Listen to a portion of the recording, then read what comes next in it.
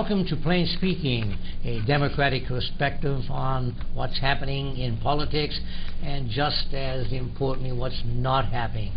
And it's a sad, sad day when there is more news on what's not being done than what is being done, because there ain't nothing being done. And the problems we face are becoming much more monumental. I'm very happy to have a stellar panel again today, and very quickly going around the table without any great embellishment. To my immediate left, the chairman of the Blair County Democratic Committee, Gillian Kratzer. And welcome, Gillian, as always. Hello. And of course, to my far left is Marsha Hunter, who has been a staunch Democrat and a very articulate and erudite spokesperson for the party. And you don't need to say anything more about George Thompson, because he embodies it all. He's got the information, the research, the eloquence. So George, thank you for being here too. And with that in mind, George is going to start off today, because we have a couple of issues that we want you to be aware of that are very serious. Yeah. Well, I thought we might hit, we haven't been doing this in recent programs about international affairs. President Obama's been taking a lot of criticism. He's been blamed for the fall of Iraq, many part of Iraq, by the takeover ISIS is doing, which is also the same problem in Syria. Different criticisms about how he should have done things different. And I think that's a worthy topic.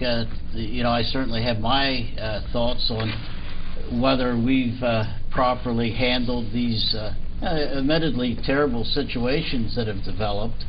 Also, Ukraine, it's chopped out of the news a little bit, but he's taken a hit on President Obama on how he handled the takeover of Crimea by Russia. And of course, now they're still fighting over the eastern part of Ukraine, where the Ukrainians actually are taking a winning stance in the war against the nationalists, which tend to be Russian-speaking people that have lived in Ukraine. So I just thought we might have a discussion on what we think about policies that have been And one taken. of the things that I would like us to focus on too, and we hear a lot about the problems. I mean, many times we're aware of the problems, but I think we should begin to take a look at what are the alternatives. In other words, what can be done by the government, by the Congress, by the Senate, to really address these issues, because we can talk about the fact that they exist. And everyone knows there are problems. But I like to say to the people who complain to me about what's happening, how Obama's not doing this, not doing that, I always stump them with the question, well, what's the alternative then? Because they don't have an alternative other than to condemn, criticize. Well, actually, that is one of the situations. I think generally the public opinion is that we should get involved in, for example, Iraq and Syria with ground troops, which Obama's been following that policy. It's been criticized roundly by different people that somehow we should do something. You know, you're right. I never hear the people on the news program saying what they think should be done, because they know the public's against any ground troops. Just might point out, I'll give you my perspective on, let's say, Syria, ISIS, Iraq. Here we are, we've committed to propping up the moderate Sunnis in Syria. Now, just to get a background, I'm not sure how much the listening audience pays attention to what's going on. You have Assad, who's the leader in Syria, who's a Shia.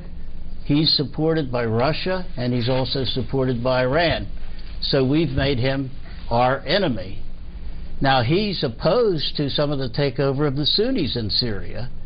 And there's, as we're finding out, different Sunnis. There's moderate Sunnis, and then there's Sunnis that go under the banner of ISIS, that are looking for a caliphate, which simply means they want to go back a few hundred years to when the Ottoman Empire had massive swaths of the territory, and they picture, I guess, themselves taking over all these formerly held territories, which is Lebanon, Israel, Syria, Iraq, actually Turkey. At one point it was Egypt. I mean, the history of that area is just filled with invading armies over the centuries. And so ISIS is taking that they're now the representatives of all these people, and they're going to kill anyone who disagrees with them. And as we're seeing, they're pretty nasty. In fact, I just was listening to a program, and I don't pretend to understand the difference, but we've always worried about Al-Qaeda when we were had ground troops in Iraq, and Al-Qaeda's base is actually Afghanistan, Pakistan. Now ISIS has come in, and they're competing against Al-Qaeda, and they are having different people that run the organization. So there's actually a little battle going on even within the Sunni radicals. And so this is a confusing situation, and I guess people want us to go in there and settle it. Sorry. But so you see, to settle, what do you do to settle? That's the issue. If we could have settled it, it would be settled already. Absolutely. I don't think it's a situation where our committing, more troops is going to help at this point. It's frustrating, I know, and I think that that's the problem that people have, is that we see this day after day after day, and it doesn't ever seem to get any better, and so it's frustrating, and you want to seem like you're doing something about it, but doing just anything is not necessarily, the best course of action. Well, and it's like you brought up earlier, the American people do not have the stomach or the finances. They're not willing to pay for another war over there. They don't want to risk American lives for what at this point seems, what are we fighting for? These people are fighting against each other, 1,000-year animosities between people based on religions and everything else. Our main involvement in that area from the beginning was all about natural resources. It was all about oil. It wasn't because we wanted to do nation building and bring democracy and they love us for our freedom and all these ridiculous things that people said. And what we should be doing is what Obama at the beginning of his first term in 2008 said we should be doing. We should be creating alternate energy so we don't have to worry about the Mideast. So we don't have to need their oil, so that we don't have to be involved in their fights back and forth. Because we have tried militarily to bring stability to that region, and we have failed time and time again, and it is not a question of leadership. George W. Bush is the person that really got us in there to begin with, and it's not about leadership either on Bush's or Obama's part. It has to do with the fact that militarily, you cannot, in this case, throw enough military or enough money at the problem, and we're in debt right now in the United States because of thinking that we could do that. So at this point, it might be better to look into investing in our own country, in our own jobs, in our own alternative energy sources, and try not to be the policeman of the world. And the thing about it, which is even more basic, the culture of the Middle Eastern people is totally out of context with what our culture is about. Right. They are based on the tenets of Islam. They are based upon thousands of years of tribal rulings and in little sections, and they don't even understand what democracy is. So for the people who say we should democratize them, or what do we do with the religious part? Do we go over there and say, like the one person who was on a show that I was on once before, said we ought to go over there and convert them all to Christianity? Well, for God's sake, for thousands of years, the issues that we're facing are religion and tribal, non-democratic forms of government. You can't force people to change their culture. I don't care how many billions of dollars and how many millions of people you have to go in there with guns. Well, and to show how complicated it is, up to this point in Syria, we've been opposing Assad, who's the leader in Syria right now. Well, all of a sudden we discover that he's fighting these people that are going around cutting people's heads off, crucifying people they don't like. If I was Assad and his the followers, I would say, hey, you know, I don't want to give up our weapons. You know, this is what we're confronting, these radical Sunnis. And, you know, I think we're probably going to end up changing, because now we fear ISIS more than Assad, and I'm not even clear myself what the purpose of the United States entering Syria was, and I thank President Obama for staying out. Staying out. I mean, there were Right. all sorts of voices. Yeah. Let's go in there and settle this. Well, and settle what? Right, You know, and the more you go in there and try to force them, for whatever reasons, to do things against what these different groups want to do, then the more you stir up terrorism against the United States. So, I think it's worth pointing out, however, and there are certainly a number of radical elements in the rebellion against Assad, that those elements are primarily foreign. They're not Syrian nationals. That most of the rebels that are within Syria that are Syrian are in fact moderate, and they're getting a lot of, you know, maybe because we're not helping them, and I'm not saying that, you know, we necessarily should, but, you know, they needed help from someone, and that's where they got it. Now, are they happy with that? I'm not sure that they are, but at this point, I don't know that, you know, moderate people in Syria have a way to stop what's going on, either from, you know, Assad or from outside forces that are, you know, have come in the guise of helping them and have other agendas. Let me just say, I don't know how many people have stepped back and thought about, well, how did ISIS get all this power? Now, you're saying they have a lot of foreign recruits, which is true. I guess because ISIS is now controlling land masses, basically bordering Turkey, bordering Lebanon. It's easier for all the radicals out there in the world to, you know, fly into countries like Turkey, Lebanon, and then just walk across the border and join in with ISIS. But where's ISIS getting all of its money? I know currently they keep talking about, well, the Shia Iraqi army just walked away from all this billions of dollars worth of equipment that we gave to them. When they were confronted with ISIS, the Shia army just threw up their arms. They just walked away. Threw up their arms. And so now they have our American weapons fighting us. But then also the idea is when they went into Mosul, which is one of the bigger cities in Iraq that ISIS captured, you know, they have all this money that they got from the banks.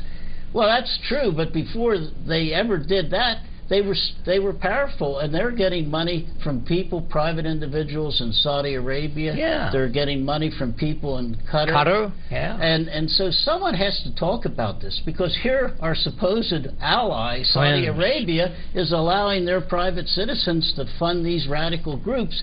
And I might add, let's jump to Afghanistan, which currently isn't really in the news, but it certainly hasn't disappeared yet. There again, you know, our allies, Pakistan, has traditionally sort of supported the Al-Qaeda group that are fighting us in Afghanistan. We killed Osama bin Laden in Pakistan. So what kind of an ally are they? You know, they didn't even let us know that we were there, and then they were actually mad at us when we went in. He was there for how many years? And the thing is, why are we letting these so-called allies of ours, like Saudi Arabia and Qatar and others, why aren't we challenging them? Where is the money they're giving us to fight? And we're protecting their Middle Eastern culture, and yet they're not even supporting us. Why don't they send troops in? Well, that's, of course, the question I ask of Europe. Europe oftentimes criticizes the United States, but this threat is more important to Europe than ever to the U.S. of A. And where is Europe in this battle?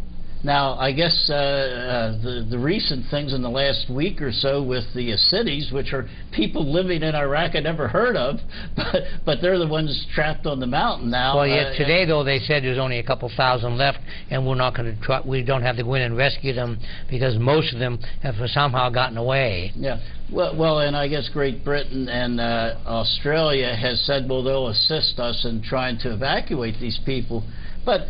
You know, what is this? You know, why is this an American problem? Like you say, Turkey's right next door. Where is Turkey in this whole thing? I guess they don't care that ISIS has a foothold next to them. I don't get it. It's all about money and resources, and everybody expects us to pay for everything, and we just can't do it anymore.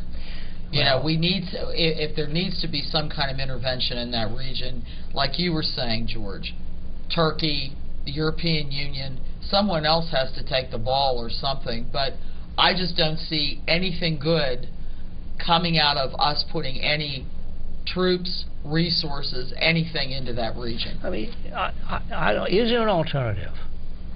I don't know. I think, you know, in all fairness to Europe and to Turkey and countries in that area, I think that what we have to consider, and what we maybe don't think about very often, is that, you know, we send our troops into these places, and, you know, America itself is, for the most part, perfectly safe. I mean, clearly, the troops that we send there are very, very much in danger.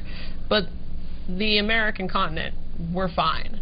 But, you know, Europe and Turkey, certainly, these are places that are much closer and have more to worry about, you know, as far as their own physical country and their own populations.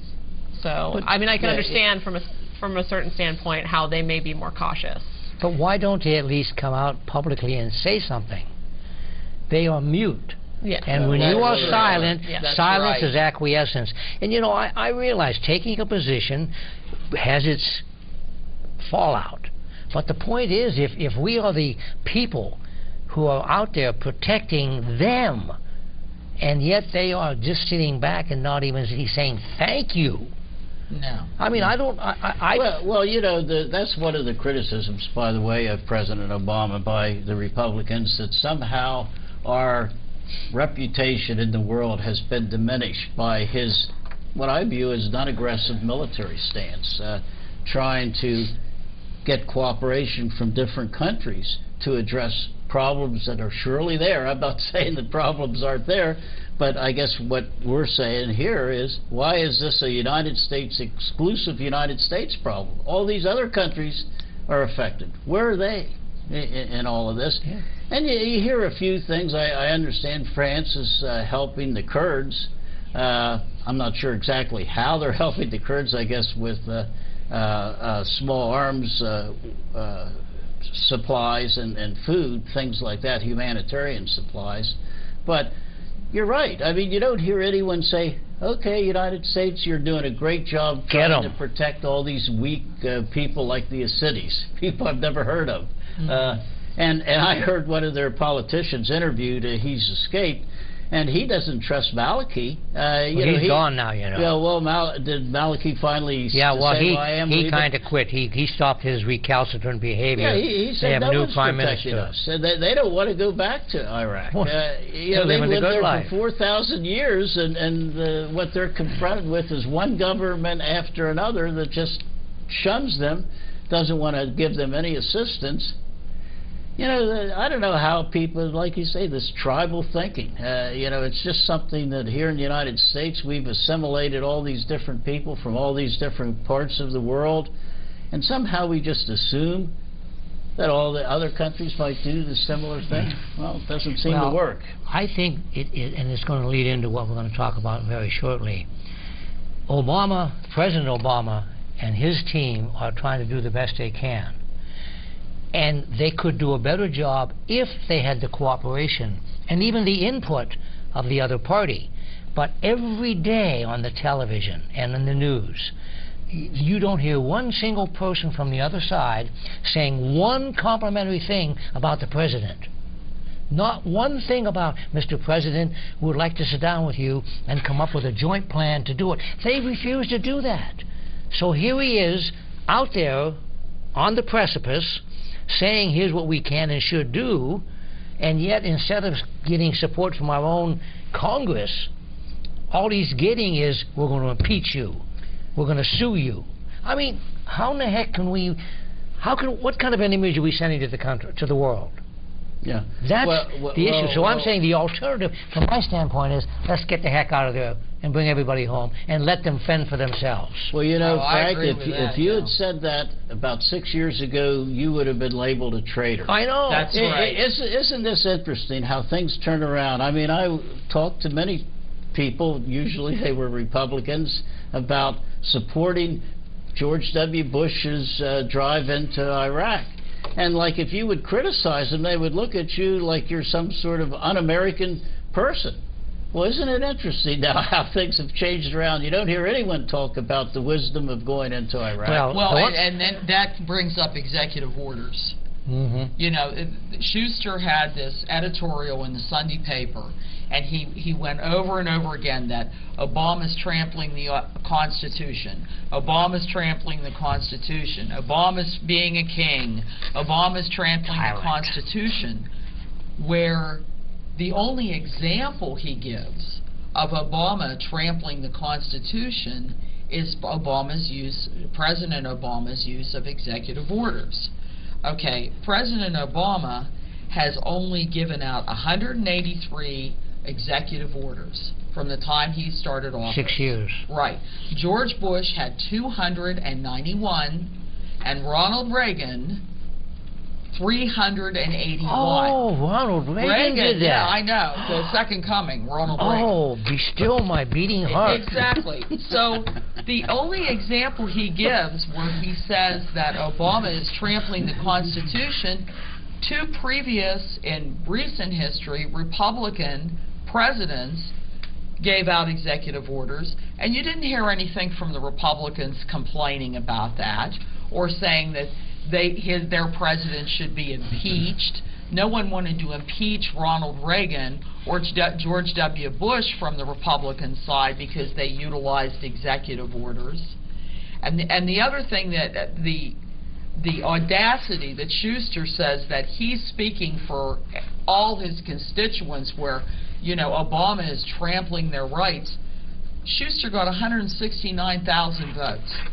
President Obama got 65,915,000 in the last election, and 69 million the election before that. And in both of those elections, he had over 50% of the popular vote.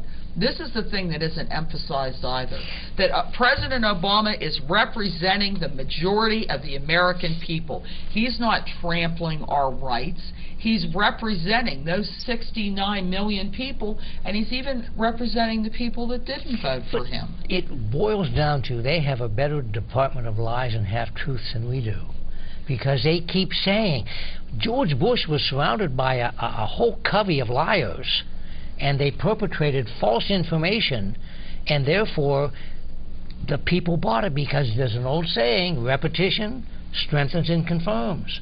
So maybe we're derelict in not coming out more forcefully on a regular basis and challenging their statement. Schuster is being derelict. He's being less than honest about sticking to the Constitution. The Constitution says that the legislative branch is an equal partner and they ought to work together with the government. They're not doing that. Yeah, whatever happened to the loyal opposition? But I'm serious. Well, there's a big O now. It's opposition. The whole basis of the experiment of American democracy, why it works, is you have elections, you don't have coups, you don't try to kill people while they're in office, you have elections, and whoever wins, well, then that's the winner. Well, this Republican Congress in the last two, they just can't believe they lost to Obama. They just can't believe it, either with Mitt Romney or with Senator McCain before that. And they refuse to work with him. They just completely try to stymie everything he does. Now, how is that the Constitution or the democratic process at work? Yeah, well, we have local people that are actively involved from the get-go in sort of denigrating President Obama. I'm not going to call them un-American like they would have called me if I voiced an opposition to invading Iraq. But the Faith and Freedom Institute, I happened to get some of their information at, I know who's the biggie in that at one. a fair, the Keystone Country Fair, and this is back in 2009. It's very recent, right after President Obama took office, and they're already calling for President Obama's impeachment.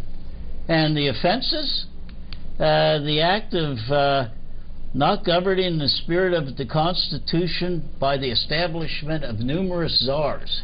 Do you remember the czars? Bush had more czars. Everybody has czars. Right, and Yeah, Bush had more. I mean, and who called them czars? It wasn't President Obama. It was the people like this calling people who were put in charge of the financial debacle that It's just had a been, term that we use. It doesn't... Yeah, it doesn't mean anything. Yeah. They were in charge of certain programs to remedy all the problems that existed when President Obama took office. Other violations, the act of violating allegiance to our sovereign nation by bowing to the King of Saudi Arabia. Do you remember that? Yes, oh yes. These showing... The act of showing interest in developing a civilian militia or military-style organization which would be responsible to the president alone. What? Now, Well, I am not sure that's what a that lie. What that even means, but that's Do do they list who the president of that group is? Well, sure they do. It's Who is it? compiled by Gary G. Dull. And who president. is he, by the way? Well, yeah, he's a local pastor. minister over here in the 40th Street Baptist Church. Oh. That's our Gary Dahl. Yeah, and who is sitting around. He's the president of this group, and he is spouting un-American seditionistic activity, and in the name of God. How can a minister... Well, anyway, I mean, these groups exist, and they have little to do with what actually happens. I mean, this was sort of like something that Yes, but he's this dreaming, is our dreaming up. This is our congressman that's saying this kind of stuff. Absolutely. Yeah. This is our congressman from our district that's saying Obama's trampling the Constitution. And then you say, well, how? Mm-hmm. Yeah, And the only example he lists is executive order, when the Republican presidents before Obama had more executive orders than Obama has by a long shot. It's just bad-mouthing for the sake of bad-mouthing. Sure, it's not based on facts whatsoever. And by the way, everybody who's listening and watching, we have an alternative. We have an alternative in the fall. We can put Schuster on his bus that's heading away. And Alana Hartsock is a Democratic nominee. She's going to be around the area. Vote for Alana Hartsock, and we'll get rid of one of these do-nothing, obfuscating politicians whose only interest is in his own re-election and not representing the people of this and his allegiance to the oil and gas industry. Absolutely. So, folks, Alana Hartsock, Democrat, you have a choice. Let's show, for the first time in our lives, let's get together and come out in November. We don't have a lot of candidates, so you have to go through with a whole ballot, for our side. But here is a chance to get rid of a guy like Bill Schuster, Bud Schuster, Bill Schuster, the whole thing. But we can do it, and you're right. And this is a guy also that has voted against the middle class over and over and over again. Food stamps, pre-K education. Minimum wage. Minimum wage. He votes against everything that would be a solid thing for the middle class. That's right. Absolutely. Yeah, I have information. 25% of the people here in our area would actually have a pay increase if the $10.10 minimum wage would be enacted. 25% of the people listening right now. That's right. And that's a sad thing. Okay, we have our signal for a break, and that's probably a good place to do it. But I think we've got to keep drumming this into the voters' minds and hearts. We do finally have a very viable choice, a woman who is eminently qualified and cares about the middle class. Alana Hartsock. Absolutely. Okay, we'll take our first break and I'll come back in the second here. Overlooking the city of Altoona, the Booker T. Washington Park had lost its luster. With that in mind, Operation Our Town and the Central Blair Recreation and Park Commission, in collaboration with the NAACP, set out to give back to the community. The court was in bad shape. It needed some new backboards, rims. There was cracks. There was grass growing up onto the court itself. New additions to the park will include a renovated basketball court, playground for families and friends, fitness stations, and a walking path. I can't wait till everything is done so I can bring my grandkids to play in the playground. Kids can use it for, for whatever their imagination brings them. Members of the community already have noticed a difference. Stuff for the kids to do to keep them out of trouble.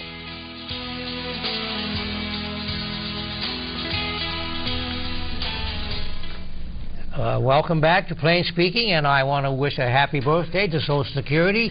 I was informed by the Blair County Democratic Committee chairperson that today is the 79th birthday of Social Security. So all of us who are drawing Social Security for our hard work that we've done all our life, we say happy birthday, Social Security. Yeah. Right, George? That's right. Hey, I'm celebrating. I'm going to go home. what, like 75 candles? 79. Oh, 79. Oh, 79. That's good news, and thank you very much. Okay, we're going to get into something more closely related to our Pennsylvania issue, and that is the governor's race. We have an incumbent who should be an ex-governor. Hopefully in November he will be. But we're going to talk a little bit about that race coming up, and it's an interesting one because the Democrats had a gentleman who came out and said, I'd like to be governor because I care for you. Yeah. And if you have ever listened to Tom Wolfe, Gillian and I had the privilege of sharing some time with him on Tuesday night. And as always, he spoke from the heart, from his experience, and I think he will lead Pennsylvania in the direction we all want to go. Yeah, I think so, absolutely. I think people recently have been talking a little bit about poll numbers. So at the beginning of this race, we saw just a huge, enormous lead between Wolfe and Corbett, where Wolfe was leading Corbett anywhere from like 19 to 23 points, which is insane. And every major news outlet agrees that Corbett is the most vulnerable governor in the country right now. I mean, the Washington Post twice said that it would take an actual miracle for him to be reelected. Now, this is absolutely no reason for us to, sit pretty and think that we're going to win this election, but, we're going to work hard and we're going to get people out. But so more recently, there have been polls that said the gap is closing, so it's more like 9 points. But I don't think that it's really anything to worry about, and I think that what the newer polls are reflecting is, I think there was a blog that I read that I think put it the best that I've heard, which is that just Republicans are remembering that they're Republicans. There are a lot of Republicans that are, and we've talked to Republicans who are not supporting Corbett this year. And so there were a lot of Republicans that, during initial polling were extremely unhappy with Corbett and were sort of undecided about it. And that, made the lead a lot bigger than maybe it necessarily is. Is there still a lead? Absolutely. Yes. Absolutely. And I think one of the things, and we've heard this, and I just came back from a meeting in Harrisburg yesterday and last night, there is very valid evidence that the amount of money that's coming in from outside sources, including the Koch brothers, is going to be monumental. And they're coming in not to re-elect a person who has done a good job, because even his own party in Pennsylvania is dissatisfied with him. Oh, very. I mean, they are speaking, and rarely do you get the majority leader in the House of Representatives say something unkind about a sitting governor of his own party. So the fact that these people who are throwing the money in are trying to gather the Republicans around their quote-unquote ideology, the people that Gillian and I have heard from are the people who are really rock-hard Republicans, but down deep in they know Corbett has not done what he was elected to do. And I think even though this money's going to come in, the people who are disenchanted today with Corbett are going to be just as disenchanted come November 4th. And I think that we've just got to keep up this whole idea of focusing in on his record, or lack thereof, his disdain for the average of Pennsylvania. So I think you're right in that respect. I think we can win it. It's just that the number of people out there, we just have to remind them, November the 4th, you come out and vote. Yeah, absolutely. And I mean, I think, you know, one person that I talked to, and I thought that this was an excellent point, felt that Governor Corbett seemed to put all his eggs in a very few baskets in terms of policy, and he focused very strongly on liquor privatization in Pennsylvania, most recently on his pension reform, and he focused on those. Now, if he had been able to get any of those things through, you know, he might have a leg to stand on, but he focused so closely on those things and let so many other things slide that I think even Republicans are disillusioned with him. And I mean, as well they should be. And you look at the ads that Governor Corbett has been running. I mean, he doesn't really, in my ads that I've seen, have a vision for what he intends to do if he gets elected in the next 4 years. The ads that I'm looking at is tearing down Tom Wolf, somehow implying that some devious plot Tom Wolf had to gain profit from the sale of his family's longtime business, and saying that Tom Wolf avoided paying taxes by moving his organization to Delaware. Now, you know, first of all, the facts, Tom Wolf was not in charge of the organization when it incorporated in Delaware. Other people were in charge. Yeah, because he had sold out to a group. And you know, what it says to me is Tom Corbett has no vision. I mean, what is this? Why are we going to elect him? Because Tom Wolf is bad? I mean, what is this bad? He took advantage because the company, not Tom Wolf, but that company, while Tom Wolf was not in charge of it, took advantage of a tax loophole that Corbett and Republicans refused to close. Well, right. It's the Delaware loophole. They're in charge now for 4 years. The Republican Party so much, they've done nothing to change it. Lower the corporate income tax, which is the reason all the companies try to shift their income somewhere else, because Pennsylvania has a high corporate income tax. And 70% of all businesses in Pennsylvania don't pay anything because of all the loopholes. You know, they always forget to add that part. But I mean, they've been in charge for 4 years. If that's an issue, then let's change it. You know, what's holding you up? There was an article in USA Today, and they basically said the one attack ad that Corbett has is everything he says in the ad is a lie. And I'll use the term a lie because it's just inaccurate, everything that he says. He says, the ad says, our taxes went through the roof when Wolf was the state's top tax collector. Here's the top truth. Tax collector. Yeah, and first of all, he was only he only had that not the top tax collector, but his position was only for 18 months. Yeah. Okay. He didn't say that wrong. And in fact, no broad-based taxes were raised during Wolf's 18 months in office. Not to mention that even if there had been, that would not have been his doing. Exactly. That was Governor Rendell. He was working for Governor Rendell. And let me point out to everyone that the people that actually can change tax rates are the legislature. Exactly. You know, a governor can't change the tax rates. The Secretary of Revenue can. And he certainly can. He's working for the governor and the legislator. Then the ad claims higher taxes led to 152,000 Pennsylvania workers losing their jobs.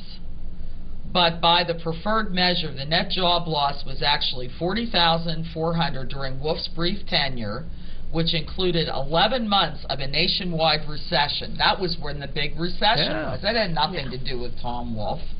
The ad displays on the screen PA unemployment now well below the national average, but it was even further below the national average when Corbett took office in 2011.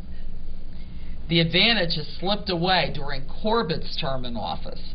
The ad says Corbett created 150,000 new jobs is a big exaggeration. Corbett is counting only private sector jobs, a fact that the ad doesn't mention. Pennsylvania's net job gain is only 94,000 during Corbett's tenure after factoring in a steep decline in government jobs. Yeah. So it's like Which are, by the way, says, also jobs that pay people money. exactly, Right, and go into the economy And enable accomplish people to things. eat.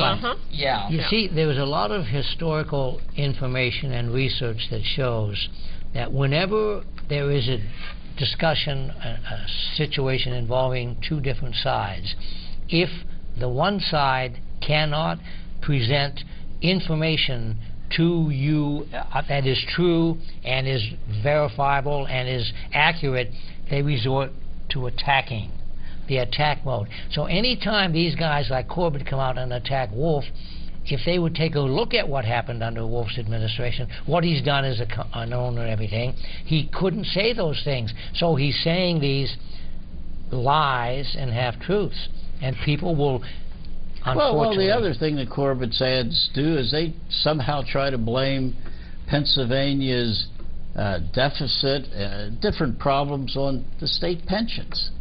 You know, and I find it very curious. He's going to solve, Governor Corbett's going to solve this issue by what?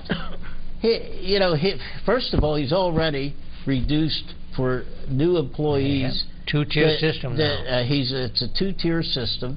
That what that simply means is that the people are going to get less, the ones that started in 2010, less than all former state workers and teachers, I might add. Right. This is teachers and workers.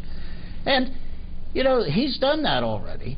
Now he's trying to renege on promises that have been made to workers that were previously in the system by somehow not paying the bills as they come due. And he's trying his best to blame the teachers for this. Well, I mean, these were promises that people had been made. Yeah. Just last week, he announced a grant of money to several different school districts. Couldn't even give schools money without taking a swipe at teachers. Every time, anything about education comes up, it is an opportunity for him to take a swipe at teachers. And it is absolutely criminal, to do this. Teachers do not make vast hordes of money. Teachers are vastly underpaid, and they do a job that is so hard and so necessary and so important to us as a society. The idea that he is going to throw all of our economic problems onto the backs of teachers is both inaccurate and ridiculous. Well, and it's not only teachers. I mean, it's all the government workers are lazy. See, that's one of the reasons the defined benefit plan came in existence, because historically teachers and other governmental employees at all levels were paid such minimal salaries and benefits that they didn't have extra money to put into retirement funds like the 401ks and so on. That's an excellent point, Frank. For example, why is there no defined benefit pension for the person that's the CEO of Bank of America? That's right, because Bank of America, he's making millions and billions of dollars a year. He doesn't need to worry about his pension. That's right. And this whole attack on the pension plan, the two big problems with it are, those changes were passed under Ridge's administration. Governor Ridge. And they were Republican legislators. So it was done by the Republicans under Ridge's administration. What happened in that thing, and I've said this in different times, they diminished the amount of money that the state and the school districts or the governmental institutions had to put into the fund to keep it solvent. Yet they kept the teachers and the municipal employees' contributions the same. And so what happened for over a period of 8 years, the amount of money that the governmental people put in plus what the state of Pennsylvania put in went down to, after 8 years, to 0.09% from a high of 21%. No wonder the fund was going bankrupt. And yet they're blaming whom? The teachers, because They have no say in it? The teachers for having the audacity to retire at some point That's and right. want to, you know, with not a starve to decent, death? honest living. Well, you know, and there's a national attack on teachers right now Absolutely. over tenure. And as Frank has said over and over again, tenure does not guarantee you a job forever. All tenure does is guarantee you due process, that someone can't come in someday and just say, Gillian, I don't like the way you're teaching anymore, you're gone. That's right. Or I just don't like the way you look today, you're gone. And I really feel that this national effort against teachers getting tenure is all about wanting to be able to get rid of teachers whenever people want to, so that you can't make a living being a teacher, you can't have a pension, because you work for a couple years, George, as a teacher, and then they decide, well, he's making too much now because he's been here 5 or 10 years. We're going to get rid of him and bring some kid in that's a first-year teacher, and this way we can save all this money. See, they're already doing this in private and charter schools. Absolutely. Right. They're already doing it, and the only thing Well, that's and private keeping... school teachers make so much less money as it is in any case. It's crazy. Yeah. Well, they're doing it in private industry, too. Yeah, yeah. I mean, anyone yes, who, in who, private industry, who reads... Well, and I think the other thing, and something that I read that I thought was a really important point, is that, you know, the problem isn't even necessarily, you know, teachers getting fired at any point. It's the fear of getting fired. It is that at any point, you know, if a parent says something, if a parent is angry about the way you did something, or if, you know, an administrator has a problem with you personally, they can, as anywhere in Pennsylvania and in other jobs, people like to point out, you can just be fired for any reason. Well, certainly. And just because in other jobs you can be fired for any reason doesn't mean that we should make teachers have to work in that situation. Right. And it shouldn't be that way for anybody. You know, Right. It's the same with many of these union benefits. You know, people get angry because union members have these benefits, and instead of saying, why do they have these benefits, they shouldn't have these benefits, say, why don't I have these benefits? That's exactly right. Why What can't should I have do? these benefits? Well, you know, last program we talked about the contribution rate, and I said, well, everyone wants to put state workers, teachers on this defined contribution plan, but no one talks about, well, what does that mean? What's the contribution? What is the contribution? And we know what it's been in the last 10 years in Pennsylvania. About 1% of salaries the state has contributed. And that's what's caused... Well, now, unfortunately, what has happened over the past 3 years is that it's now up to 16%. Well, in order yeah. to try to solve it because of their mismanagement beforehand. Because of them kicking the can down the road. Yeah. Well, right, and that and the stock market falling. And I the mean, stock market. So several those, things that happen. combination of things, you're right.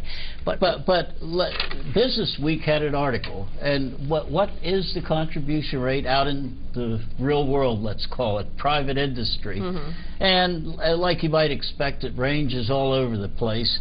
The contribution rate, though, for some companies, they've listed them. ConocoPhillips, if you work there, 9% the employer will kick in to your 401k. Yeah. Philip Morris, 5%. Boston Scientific, 6%. Caterpillar, 6%. DuPont, 6%. Now, there are some companies that don't contribute anything. Absolutely. According to this thing, Facebook is one. If you work for Facebook, you're not going to get a match in your 401k, whatever you want to contribute. So that means that's you up have to to, your own contributions will determine your pension, and the company has no involvement in it. Right. Amazon is 2%. Carnival is 3%. This gives you an idea, this article, about where private industry out there, where they are with helping people save for their future retirement. Mm-hmm. And Pennsylvania, it's nice to talk about defined contribution, but I'd certainly like to hear what that percentage is. Well, and I think it's going to be the least they can get away with. They're not going to be generous. You know, the teacher's contribution is set by law. It's now 7.25%. Mm-hmm. That and I don't know about municipal employees, but every teacher in the Commonwealth of Pennsylvania is taken out of their paychecks every month. 7.25% of all their salary goes into that pension fund. I wanted to digress 1 second, because we talked about all of this attack on teachers, and they want to test the teachers, and they want to test their competencies and that. Tom Friedman, who writes as an editorialist for the New York Times, about a year and a half or so ago, wrote an article about something that I had been saying for some time too, and he didn't get the idea from me, that if these people who are complaining so much about the quality of teachers, why can the parents get away with just having kids? Why don't we test the people who are going to have kids? Why don't we have a test for parents? I mean, how many teachers have problems with kids who come to school who are so unmanageable, who are so recalcitrant, who are so disruptive? Why can't parents be held accountable for those kids? We want to hold the teachers accountable for what you try to teach a kid. Why shouldn't there be a test for parents? Well, and it's been proven that the quality of an education that a young person gets is maybe 50% at least from the parents and 50% from the teacher. You can't teach someone who comes to your classroom that has no respect for rules, no respect for authority, and these are things that need to be taught in the home. The teachers are playing catch-up with these kids all the time, yet nobody is complaining in the quality of education of children in the United States that the parents need to have a stake in this. Well, and when I say parent stake, I don't mean just the parents saying, he's a lousy teacher. It's the parents' stake in making your kids do the homework, making sure you check their homework every night, and nowadays keep up online to things the teachers are telling you, these assignments are outstanding, or whatever is on their online account. That interaction and that commitment to your own child's education has to come from the parents, and nobody is talking about it. And I think when you get to that, you have to talk about then the inequality of opportunity. I mean, certainly, you know, you want to think that every parent is checking their kids' homework and, you know, helping them study and making sure that, you know, reading to them at night and, you know, all of these things. But, I mean, the sad fact is that for a lot of families, that's just not possible. I mean, if you look at, so for example, in the Altoona School District, there's a new lunch program, and I'm not sure whether Altoona is involved in it yet. It's called the Community Eligibility Provision, that would provide for schools where 40% of the students in the school are identified students, as in they would qualify for a free lunch, free breakfast program without having to apply because of things like SNAP and these pre-qualifying factors. If 40% of kids in a school would pre-qualify, then a school can sign up for this community eligibility provision, and just everybody in the school gets free lunch. Because, you know, there's a stigma there. Absolutely. Certainly. Oh, there and is. There's a problem with families who, you know, just don't make it, just almost don't qualify. And so I looked at Altoona to see whether we qualify. The Penn Lincoln Elementary School has a 68% qualification rate. I think almost every elementary school qualifies. The high school almost qualifies. The junior high qualifies.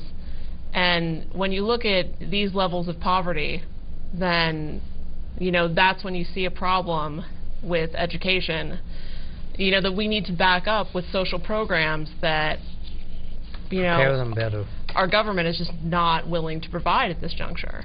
Well, right, and actually in the Corbett administration, they've gone sort of backwards on this helping out low-income school districts. There was a funding formula in place.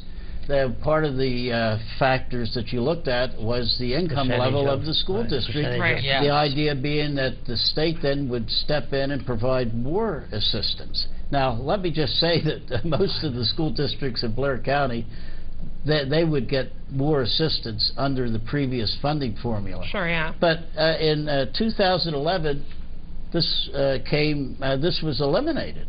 And what now is happening is you have poor school districts, and let's talk about how the schools are funded. They're funded by property taxes, and they're funded by income taxes. And if you have a school district where the people don't earn much money, what's going to happen? You're going to have less funding, obviously. You don't have the income to tax.